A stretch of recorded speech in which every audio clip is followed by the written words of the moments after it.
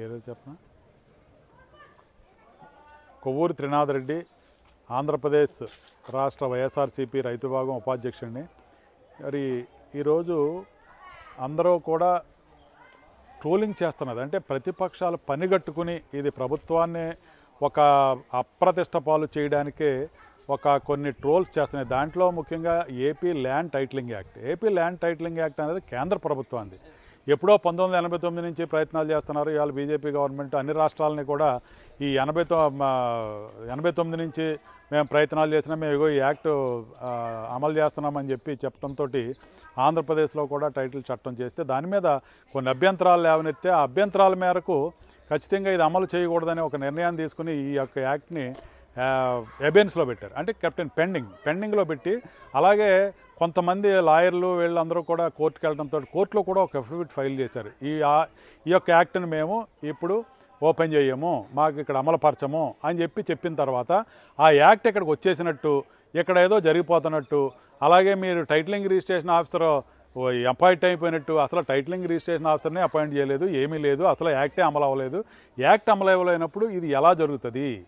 అది ఎవరికే తెలియకుండా ఇష్టం వచ్చినట్టు వాళ్ళు ఇలా టెలిఫిల్ములు తీసేశారు, ఐవీఆర్ఎస్లో చెప్పేస్తున్నారు, మీ దస్తావేజులు గోవిందా గోవిందా అని చెప్తున్నారు. ఇవన్నీ కూడా శుద్ధ అబద్ధం అని చెప్తున్నాను నేను. ఎందుకంటే టైటిలింగ్ రిజిస్ట్రేషన్ ఆఫీసర్కి మీ భూమి రాసుకుంటే ఆయనకి ఏం చెప్పక్కర్లేదు, ఎవరికీ చెప్పక్కర్లేదు.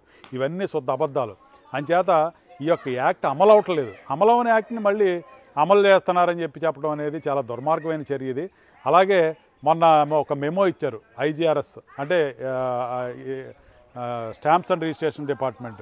దాని కార్డు 1 అని ఒక సాఫ్ట్వేర్ ఉండేది, ఇప్పుడు కార్డు 2లోకి వచ్చింది. అది కార్డు 2లో ఇంప్రూవ్డ్ వెర్షన్ కోసం ఒక 135 దస్తావేజుల్ని 16 సబ్ రిజిస్ట్రార్ కార్యాలయంలో డమ్మీ సాఫ్ట్వేర్ని పెట్టి ఈ రిజిస్ట్రేషన్లకు సంబంధించి ఏవైనా తప్పొప్పులు ఉన్నాయా ఏంటి అనే దాని మీద రికార్డ్ చేయమని ఇచ్చిన మెమోకి ఈ టైటిలింగ్ యాక్ట్కి కలుపుతున్నారు. అసలు titling act is different from ఈ రిజిస్ట్రేషన్, దానికి సంబంధం లేదు అసలు.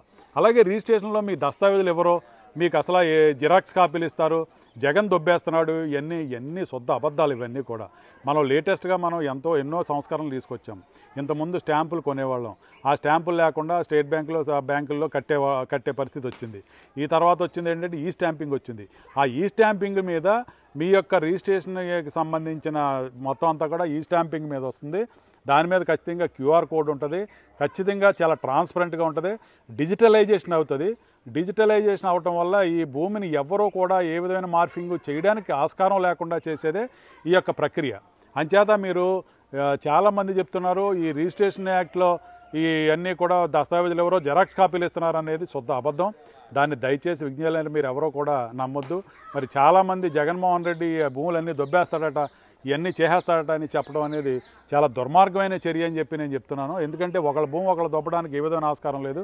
ఇవన్నీ లిటిగేషన్లో పోవాలనే ఒక ముఖ్యోద్దేశంతో, అంటే ల్యాండ్ యొక్క లిటిగేషన్లో చాలా కోర్టులో చాలా ఉండటం, పెండింగ్ ఉండటం వల్ల ఆ పెండెన్సీని తగ్గించడం, అలాగే ట్రాన్స్పరెన్సీగా ఎవరి భూమి వాళ్ళకు ఉండటం కోసమే ఈ యొక్క సంస్కరణలు తీసుకొస్తున్నారు జగన్మోహన్ రెడ్డి గారు. అంచేత దయచేసి మీరు అందరూ దీని మీద అపార్థం చేసుకోక్కర్లేదు. ఈ టైటిలింగ్ యాక్ట్ అనేది అమలవదు. రెండోది, ఈ వెర్షన్ ఇంప్రూవ్డ్ వెర్షన్ వచ్చి మీకు ఇంకా రాష్ట్రంలో ఎక్కడి నుంచి కావాల్సి వచ్చినా రిజిస్ట్రేషన్ చేయించుకోవచ్చు, ఎక్కడి నుంచి కావాల్సి వచ్చినా స్లాట్లు బుక్ చేసుకోవచ్చు. అంచేత ఏ విధమైన గందరగోళం లేదు దీంట్లోనూ. దయచేసి మీరు, అలాగే ఇప్పుడే చూశాను నేను, కేంద్ర మంత్రి పురంధరేశ్వర్ గారు కూడా మరి దాంట్లో ట్రోలింగ్ వచ్చింది. అది నిజమో కాదో నాకు తెలియదు, కానీ ఇప్పుడు సోషల్ మీడియాలో చూశాను. ఇది కేంద్ర ప్రభుత్వం యొక్క యాక్ట్, ఇది దీని మీద ఏ విధమైన తప్పుడు ప్రచారం చేయటం మంచిది కాదు అని చెప్పడం జరిగింది. అంచేత ఈ విషయాన్ని మీరు గమనించి ఎవరో రైతులు కానీ వీళ్ళు కానీ ఎవరో కూడా భయపడవలసిన అవసరం లేదు. మీ భూములు కానీ మీ ఆస్తులు కానీ చాలా క్లియర్గా ఉంటాయి. అంచేత దీన్ని నేను కోరేది ఏంటంటే మీరు ఎక్కడా కూడా ఇబ్బందులు పాలవ్వే పరిస్థితి లేదని చెప్తున్నాను.